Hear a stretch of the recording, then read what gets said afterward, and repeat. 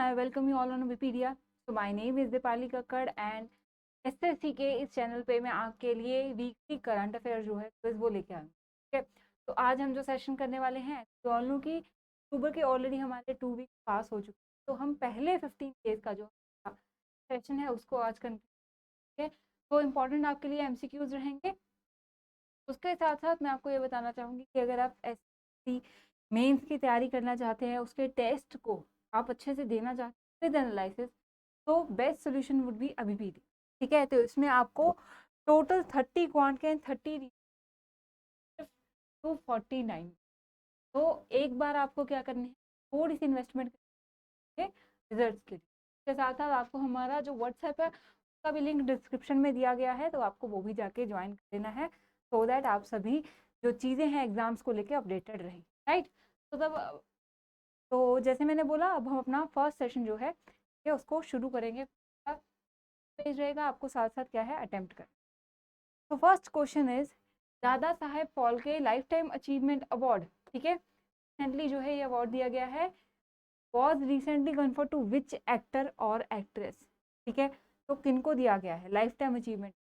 सबसे पहले क्या हुआ है, नेशनल फिल्म अवार्ड्स हैं। ठीक है, नेशनल फिल्म अवार्ड रिसेंटली जो है दिए गए हैं। ठीक है, और उन्हीं के अंदर जो है ये दादा साहेब दिया गया है। ठीक है, एंड अब चल तो हमारा 2023 रहा है, राइट, बट ये 2021 के थे क्योंकि कोरोना के कारण क्या हुआ है, ये पोस्टपोन हो। ठीक है, तो अभी आपको ये बताना है कि Dadasaheb Phalke lifetime achievement award किसे दिया गया है। ए वहीदा रहमान, बी बालाश्री श्रीदेवी, या फिर डी शबाना आजमी। ठीक है, तो काफ़ी न्यूज़ में रहा था ये टॉपिक, इंपॉर्टेंट भी याद रखेंगे। ठीक है, करंट के कभी कभी ऐसे जो पेज आते हैं। ठीक है, तो वहीदा रहमान एक वेटरन बॉलीवुड एक्टर है, हमारी एक्ट्रेस है हमारी, उनको जो है दादा साहेब फाल्के अवार्ड दिया गया है 69th नेशनल फिल्म अवार्ड्स के अंदर। ठीक है, और बेस्ट एक्टर का अवार्ड दिया गया है अल्लू अर्जुन को फॉर द पुष्पा। ठीक है, एंड इसी तरह बेस्ट एक्ट्रेस जो है वो आलिया को, ठीक है, एंड कृति सनन को दिया है।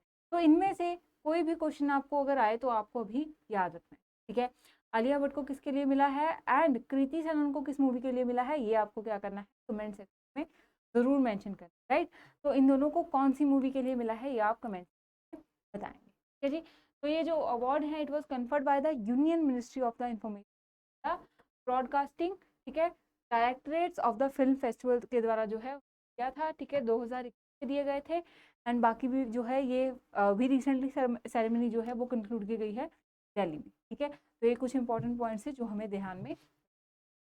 नेक्स्ट क्वेश्चन की तरफ चलते हैं। So question is which institution released a report titled India Aging Report 2023। ठीक है, एंड अब ये इंपॉर्टेंट रिपोर्ट क्यों है, ठीक है, बिकॉज इसकी जो एजेंसीज हैं, ठीक है, उसको आप गलत गेस करेंगे इसके टाइटल से। तो एक हिंट मैंने आपको दे दिया है, इसलिए ध्यान रखें। किसने निकाली है ये report, India ageing report, NITI Aayog, NSO, UNFPA, right, या फिर वर्ल्ड बैंक। ठीक है, तो दो ऑर्गेनाइजेशन ने मिलकर निकाली है। ठीक है, out of which one is UNA, ठीक है, United nation, UN United nation population fund association, right. तो यूनाइटेड नेशन पॉपुलेशन फंड जो है उनके द्वारा, और उनके साथ किसने, institute for the international institute for the population science द्वारा ये जो रिपोर्ट है इंडिया एजिंग रिपोर्ट निकाली गई। अब इसमें काफ़ी इंपॉर्टेंट हाईलाइट्स जो है वो दिए गए हैं। ठीक है, जैसे कि एक हाईलाइट ये है कि करंटली, ठीक है, जो इंडिया की पॉपुलेशन, एज ऑफ पॉपुलेशन, ठीक है, 60 ईयर्स एंड अबव की जो बात की गई पॉपुलेशन का जो ग्रोथ रेट है वो 41% है। It is revealed that India की जो पॉपुलेशन है, एल्डरली पॉपुलेशन, वो 2050 तक कितनी हो जाएगी, 20% ऑफ द पॉपुलेशन। अब ये रिपोर्ट इंपॉर्टेंट क्यों है, क्योंकि हमें गवर्नमेंट को क्या करना है, स्कीम्स बनानी है अपनी हर तरह की पॉपुलेशन। ठीक है, तो वो फ्यूचर की रिपोर्ट फॉरकास्ट जो होते हैं वो हेल्प करते हैं टाइमली इम्प्लीमेंटेशन ऑफ पॉलिसीज। 2050 तक इंडिया की 20%, एक 1/5 जो पॉपुलेशन है वो क्या होगी जी, एल्डरली होगी। उनको क्या जरूरत होगी, उनको वेलफेयर उनके लिए, ठीक है, उनके लिए होम्स की रिक्वायरमेंट होगी, या फिर उनकी जो हेल्थ सर्विसेज हैं उसकी केयर गिविंग होम्स की रिक्वायरमेंट होगी। तो उसके लिए सेटअप क्या एक दिन में हो जाएगा, क्या एक साल में, राइट। इसलिए ऐसी रिपोर्ट जो है वो इम्पॉर्टेंट है। तो इंडिया एजिंग रिपोर्ट जो है, ठीक है, जो एल्डर्स की केयर के ऊपर टारगेट करती है, उसको जो है रिसेंटली निकाला, the national institute for the population sciences and the United nation population fund, ठीक है, तो याद रखिए। नेक्स्ट क्वेश्चन की तरफ, क्वेश्चन नंबर 3 है, which country hosted the annual international atomic agency जो है, ठीक है, जेनेवा, उसकी जो जनरल कॉन्फ्रेंस, ठीक है, तो किसने, कौन सी कंट्री ने होस्ट किया था, ठीक है, आपको ये बताना है। जो इंटरनेशनल एटॉमिक एनर्जी की एजेंसी है, जो कि इस चीज़ के ऊपर फोकस करती है, आई गेस 1957 के अराउंड बनी थी, एंड ये फोकस करते हैं कि एटॉमिक एनर्जी जो है कैसे उसको जो है चीप एनर्जी डेवलपमेंट की तरफ ले जा सकते हैं, से हम जो है एनर्जी डेवलपमेंट के ऊपर, ठीक है। तो इंटरनेशनल एटॉमिक एनर्जी जो एजेंसी है उसकी रिसेंटली जनरल कॉन्फ्रेंस हुई है, वो कहाँ पे हुई है आपको ये option A India, B Austria, C Paris या फिर डी रोम, ठीक है। तो ये इंपॉर्टेंट भी है एंड ईजी भी है, तो आंसर इसका क्या है जी, बी ऑस्ट्रिया, ठीक है। एंड कहाँ पे हुई थी एग्जैक्टली, वियना, ठीक है, जहाँ क्या है इंटरनेशनल एटॉमिक एनर्जी एजेंसी जो है इसका हेडक्वार्टर है वियना, या वहीं पे क्या हुई है, तो याद रखेंगे कि जो जनरल कॉन्फ्रेंस वो कहाँ पे हुई थी, वियना ऑस्ट्रिया में। वियना क्या है, ऑस्ट्रिया की कैपिटल है, ठीक है। ये एटॉमिक एनर्जी को यूटिलाइज करने के ऊपर फोकस करती है, एक इंटरनेशनल ऑटोनोमस ऑर्गेनाइजेशन है, सारी चीजें जो है हमें याद में रखनी, ठीक है। India announce its plan to generate 22 gigawatt power through the nuclear energy achieve zero, ठीक है। तो इस कॉन्फ्रेंस में इंडिया ने क्या अनाउंस किया है कि हम एटॉमिक एनर्जी जो है, न्यूक्लियर एनर्जी जो है, इसे यूज करके नेट जीरो टारगेट को अचीव करेंगे, ठीक है। तो बेसिकली ये ऑर्गेनाइजेशन टारगेट करती है कि शांतिप्रिय ढंग से भी न्यूक्लियर एनर्जी का यूज किया जा सकता है for the welfare of the Mankind, ठीक है। तो एनर्जी जनरेशन करनी है एटॉमिक रिसोर्सेज से, सो दैट क्या हो, हम नेट जीरो टारगेट को, क्लियर है जी, ये हम याद रखें। नेक्स्ट क्वेश्चन देखते हैं अब अपना। So question number 4 is which country is undertaking a project to create the world's most powerful laser Vulcan 20, ठीक है। वर्ल्ड की मोस्ट, ठीक है, क्वेश्चन में एक बहुत इंपॉर्टेंट पॉइंट है कि वर्ल्ड की मोस्ट पावरफुल लेजर कौन सी है, 20 तो जो है हमारी ये वर्ल्ड की सबसे पावरफुल लेजर है, ठीक है। अब इसको कौन सी कंट्री डेवलप कर रही है ये पूछा गया है। मेन पॉइंट क्या होगा, अगर पूछा जाए जो सन से भी तेज लेजर का क्लेम किया जा रहा है वो कौन सी है, वल्कैन 20, यस, ठीक है। तो इसमें ये बोला जा रहा है कि ये जो लेजर है ये इवन सन की बीम से भी स्ट्रॉन्ग प्रयास कर रही है, कौन सी कंट्री कर रही है, option A China, B UK, C Israel या फिर डी यूएसए, ठीक है। तो करेक्ट आंसर इसका बिल्कुल याद रखिए, आई नो कि ऑप्शन इतने सारे हैं ना, जैसे चाइना को आप सोच लेंगे क्योंकि चाइना जो है आर्टिफिशियल सन के ऊपर भी काम कर रहा है ना, ऐसे ही इसराइल जो है इसकी भी आयरन बीम, आयरन डोम जो पॉलिसी उनका वेल वॉरफेयर है, राइट। तो उसके कारण you can think about Israel, USA, China, सब सोच सकते हो, ठीक है। बट करेक्ट आंसर वो है जो दिमाग में नहीं आएगा, दैट इज यूके, ठीक है। तो बी यूके जो है वो करेक्ट आंसर है, ये डेवलप कर रहा है। लेकिन इनका भी मोटिव यही है कि एनर्जी जो है, ठीक है, वो हमें क्या करना है, क्लीन एनर्जी के सोर्सेज के ऊपर वर्क करना है, ठीक है। तो उसी लिए ये लेजर बीम जो है इसके ऊपर वर्क किया जा रहा है, सो दैट क्लीन एनर्जी का एक न्यू रिसोर्स जो है वो बनाया जा सके।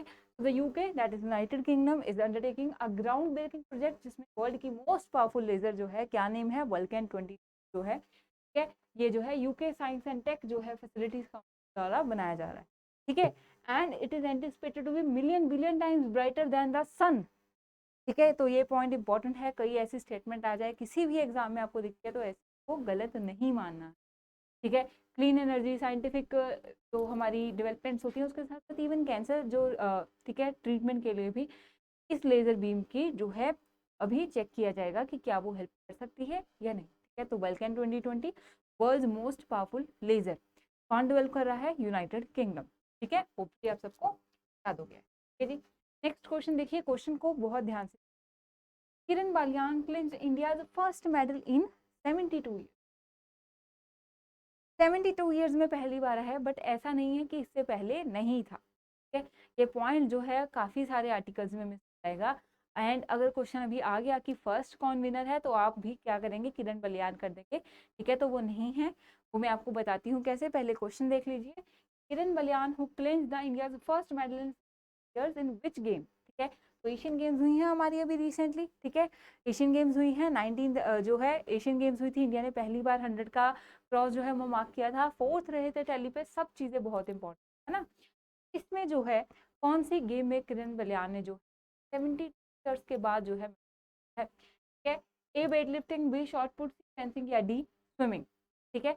एंड दूसरा क्वेश्चन जो मैंने बोला है, for the very first time which women won Asian games में, ठीक है, इस जो पर्टिकुलर फील्ड है कौन सी वुमेन ने जीता था, ठीक है। पहले इस क्वेश्चन को देख लीजिए, तो आंसर होगा बी, शॉर्ट पुट में किरण बलियान ने after a gap of in the total time span of 72 years पहली बार मेडल, ठीक है। बट अगर for the very first time बोला जाए कि इस जो गेम है शॉर्ट पुट में पहली वुमेन कौन हुई जो मेडल लेके आई इंडिया, ठीक है, तो there were the Barbara Webster, जो कि एंग्लो इंडियन थी, ठीक है। तो आज़ादी के बाद जब 1951 में हमारे क्या हुए एशियन गेम्स, तो बारबरा वेबस्टर ने जो है शॉर्टपुट में मेडल जीता था, ठीक है। और उसके बाद अब रिसेंटली जीत पाई हैं किरण बलियान, ठीक है। तो इसलिए इतना न्यूज़ में रहा कि after a gap of 72 year इस particular sport that is the shot put, इसमें इंडिया को क्या मिला है, मेडल मिला है, ठीक है। तो ये हमें याद रखना है। And Baliyan threw a distance of this, ठीक है, in her third attempt and finish third, तो इनको कौन सा मेडल मिला है जी, ठीक है। अगर उन्होंने थर्ड फिनिश किया, तीसरे आई है, तो उनको ब्रॉन्ज का, ठीक है। And very first women from the India was an Anglo Indian, name क्या है हमारा, बारबरा वेबस्टर, ठीक है। ये भी हम याद रखेंगे।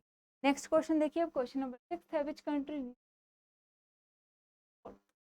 तो अक्टूबर की सबसे इंपॉर्टेंट न्यूज़ क्या है हमारे लिए, इसराइल ने क्या, इसराइल और जो पैलेस्टाइन के बीच में वॉर कन्फ्लिक्ट चल रही है, राइट, तो उसी से जुड़ा हुआ है, ठीक है।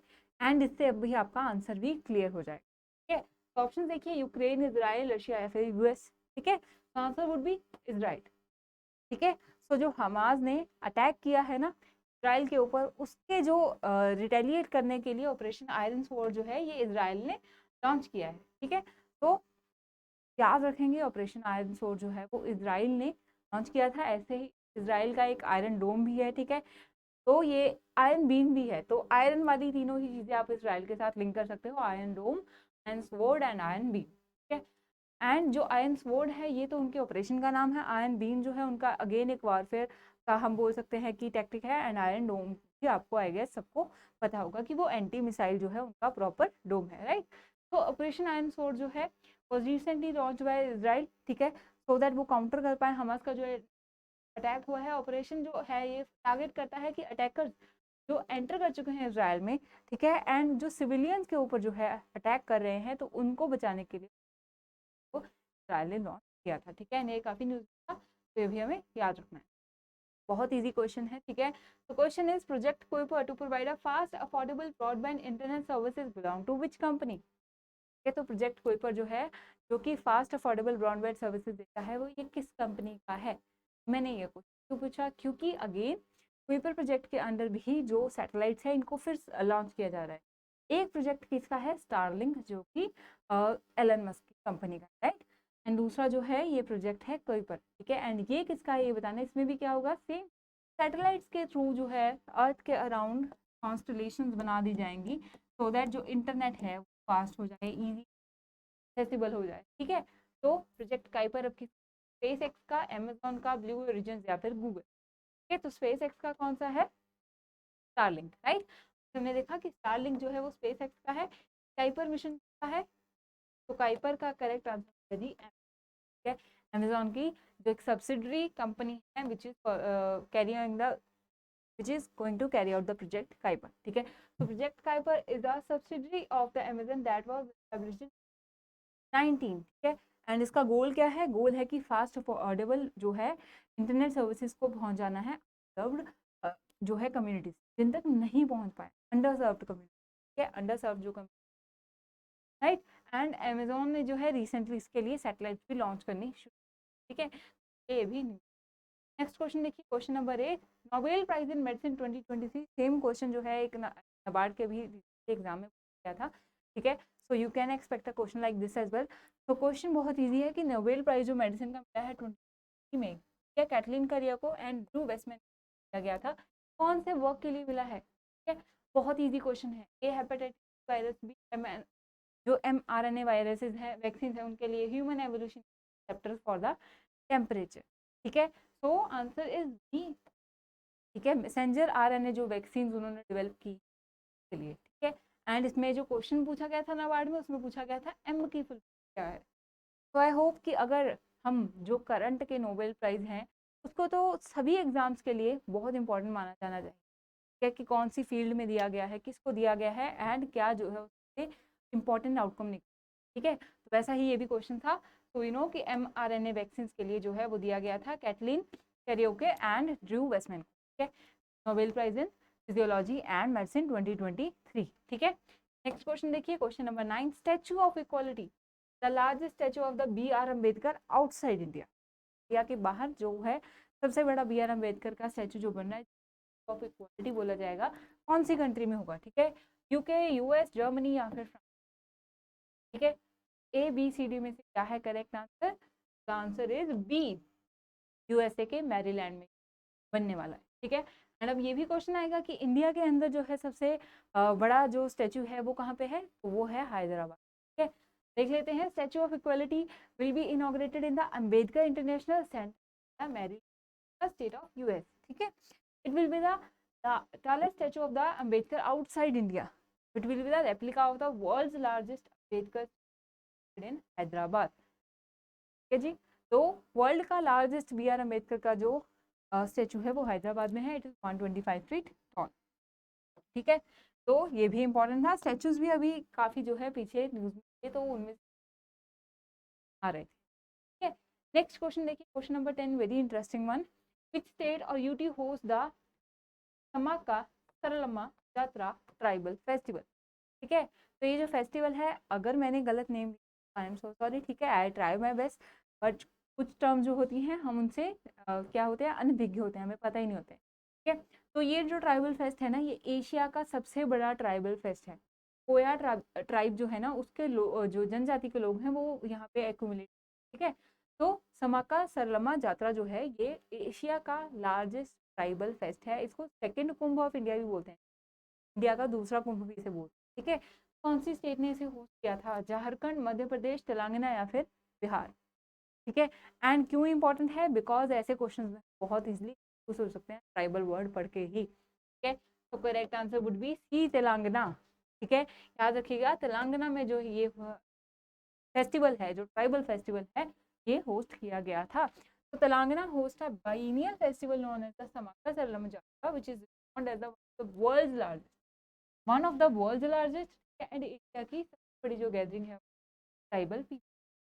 The event commemorates the 13th century जो है रेजिस्टेंस की गई थी by a mother daughter duo against the rulers who had imposed taxes. ठीक है, तो उसी इवेंट को रिकॉग्नाइज करने के लिए जो यात्रा है ये ऑर्गेनाइज करते हैं कौन से लोग?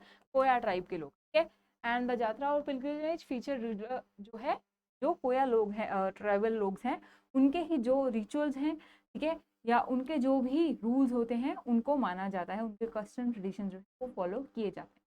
ठीक है, तो याद रखेंगे तेलंगाना में ये हुई थी ट्राइबल की जो एशिया की सबसे बड़ी ट्राइबल फेस्टिवल है। ठीक है, कोया ट्राइब के लोग करते हैं, तो ये कहाँ पे थी? तेलंगाना में। नेम है समाका सरलम जात्रा। ठीक है जी, नेक्स्ट क्वेश्चन देखिए, अब क्वेश्चन नंबर है tokenization was seen associated with. ठीक है, क्रिप्टोकरेंसी, पेमेंट सिक्योरिटी, बायोटेक और artificial intelligence, that is AI। AI तो बहुत न्यूज में है, बट टोकनाइजेशन का एक सिंपल सा मीनिंग हमें पता होना चाहिए कि बैंक्स क्या ऑफर कर रहे हैं कि अगर आपको पेमेंट करनी है तो rather than using your card number आप एक कोड यूज कर लीजिए। ठीक है, तो वो क्या हो गया, आपके कार्ड के साथ एक टोकन असाइन कर दिया। एक और चीज़ की, जैसे कि अगर आपको फॉर एग्जाम्पल शॉपिंग साइट्स आप यूज करते होंगे, मिंत्रा हो गया, फ्लिपकार्ट हो गया। ठीक है, तो अगर आपको किसी पर्टिकुलर जो है सेलर के साथ डील करना है तो हर बार कार्ड डिटेल्स की बजाय आप अपना वो टोकन जो एक पेमेंट स्पेसिफिक होगा, ठीक है, तो एक पर्टिकुलर सेलर के साथ जुड़ा होगा वो टोकन। ठीक है, जैसे कि देखिए, अगर मुझे मिंत्रा के साथ पेमेंट करनी है, ठीक है, या फिर मुझे अमेजोन के साथ करनी है, तो मैं क्या करूँगी, बार बार कार्ड डिटेल्स डालने की बजाय एक टोकन मेरा मिंत्रा के साथ जनरेट हो जाएगा, दूसरा टोकन जो है वो मेरा अमेजोन। है, तो अब जब मुझे पेमेंट करनी होगी तो rather than putting my card details मैं क्या करूंगी, ये टोकन डिटेल डालूंगी। ये टोकन डिटेल्स क्या है? ये सेलर स्पेसिफिक। ठीक है, सो ये वाला टोकन यहाँ यूज, एंड जो अमेजन वाला टोकन है वो मिंत्रा पे यूज। तो इसमें क्या हुआ, पेमेंट सिस्टम को और क्या है, सेव किया गया है, so that you are not required to put your card details again and again. And अगर किसी को वो टोकन डिकोड कर भी लिया तो वो एक साइड का है, वो दूसरी साइड में यूज ही नहीं होगा। है, तो ये क्या है, एक पेमेंट सिक्योरिटी का मैकेनिज्म है। क्लियर हो गया इसे? तो आंसर क्या हो गया हमारा, पेमेंट सिक्योरिटी। तो टोकनाइजेशन जो टर्म है वो किससे जुड़ी हुई है, वो पेमेंट सिक्योरिटी से जुड़ी हुई है, जिसमें सेलर स्पेसिफिक जो डिटेल्स को रिप्लेस करके टोकन जनरेट कर दिए जाएंगे। तो टोकन्स हैं दे आर नॉट इंटरचेंजेबल, उनको आप क्रॉस मल्टीप्लाई करके ऐसे लाइक यूज नहीं कर सकते। ठीक है, कि मैंने किसी और साइट का किसी और साइट के साथ कर लिया, नहीं होगा। ठीक है, so answer would B payment security. ठीक है, तो रिजर्व बैंक ऑफ इंडिया ने यूज अब क्या है, कार्ड ऑन फाइल टोकनाइजेशन। ठीक है, 2021 में हुआ था। ठीक है, बिगिन इम्प्लीमेंट 2022 से हुई है। टोकनाइजेशन क्या होगी, replacement of card details with an alternative code, जिसको हम क्या बोलेंगे, टोकन। ठीक है, तो अगर प्रॉपर याद रखना है कि क्या स्कीम के अंदर या क्या मैकेनिज्म लाया गया है, तो card on file tokenization, card को फाइल में डाल के बंद कर दीजिए टोकन को। ठीक है, जैसे भी याद रखना है कि टोकनाइजेशन पेमेंट से इंपॉर्टेंट कंसेप्ट। ठीक है जी, नेक्स्ट क्वेश्चन देखिए, 12th क्वेश्चन है, which countries kabaddi team has clinched the gold, ठीक है, at the Asian games in the 2023। ठीक है, तो गोल्ड जो मेडल है या फिर एशियन गेम्स में जो कबड्डी चैंपियनशिप है वो कौन बने हैं, ईरान, इंडोनेशिया, इंडिया या फिर पाकिस्तान। ठीक है, तो this is an important question because both women and the man जो है कबड्डी के टीम की जो विनर्स हैं दोनों ही एक ही कंट्री के हैं। ठीक है, so the answer would be C, India, right. We are very proud of India. जैसे मैंने बोला कि इंडिया के 100 का टैली का जो मार्क है ना, पहली बार एशियन गेम्स पार हुआ है। ठीक है, 107 जो है मेडल्स के साथ we were on the 4th rank, right. तो जो एशियन गेम्स है इसमें कबड्डी में इंडिया ने ही जो है मेंस में अपना टाइटल क्लिंच किया है as well as the women's. ठीक है, तो जो मेंस टीम है उन्होंने हराया था ईरान की टीम को, एंड वुमेन्स टीम ने है ताइपाई ताइवान की टीम को हराया। ठीक है जी, नेक्स्ट क्वेश्चन देखिए, 13th क्वेश्चन है मुश्क भुज्जी राइस। ठीक है, तो ये जो मुश्क भुज्जी राइस हैं जो कि एरोमेटिक राइस हैं, कल्टिवेटेड इन विच स्टेट और यूटी। ठीक है, कौन सी स्टेट या यूटी में जो है वो कल्टिवेट किया जाता है, गुजरात, पंजाब, असम या फिर Jammu and Kashmir.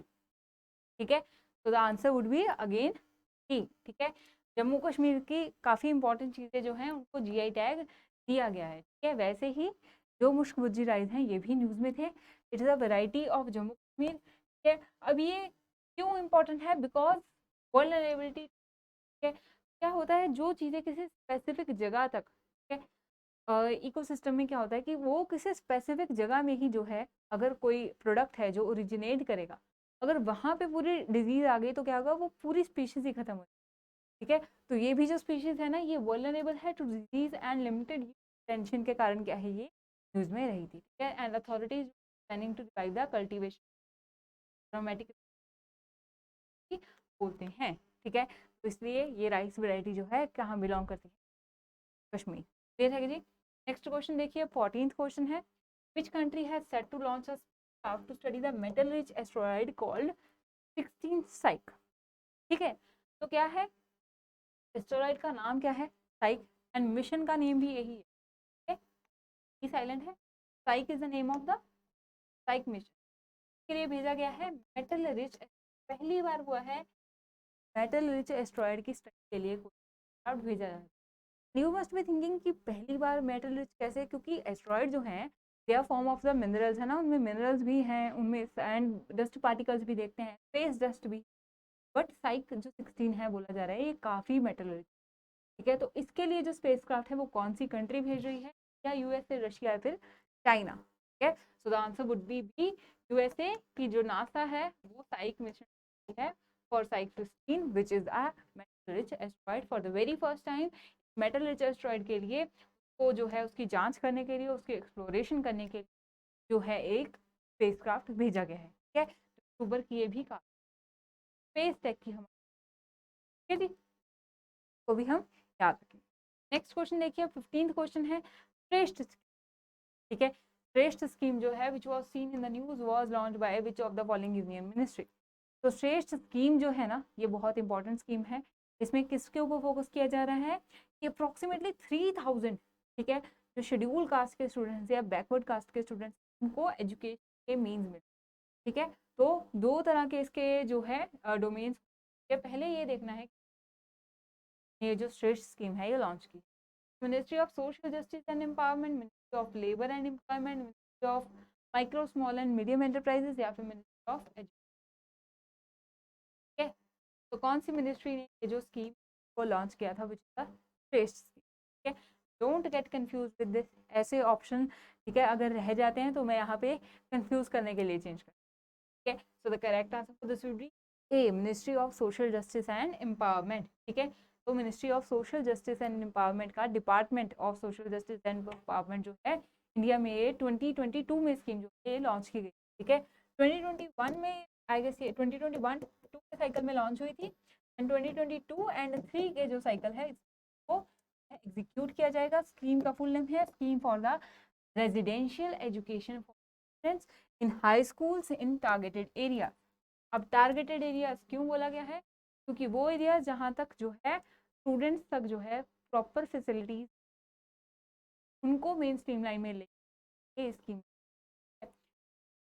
For the residential education for the students in the high school in targeted area. High school में मतलब 9th एंड जो +1 है वहाँ पे जो है फोकस किया जाएगा। हाई स्कूल्स में फोकस किया जाएगा, रेजिडेंशियल प्रॉपर उनको रहने के लिए हॉस्टल्स दिए जाएंगे। टारगेटेड एरियाज बिकॉज वो हर एक के लिए नहीं है। ठीक है, to improve the socio economic status of fast student. ठीक है, जिनको कहीं ना कहीं जो मौके हैं नहीं मिले हैं। ठीक है, and the main goal is to extend the coverage of the government development programme. ठीक है, तो क्या है उनको रहने की फैसिलिटी भी दी जाएगी। 2021-2 में किया गया था। स्कीम का फुल नेम है scheme for the residential education for students in the higher schools in the targeted area.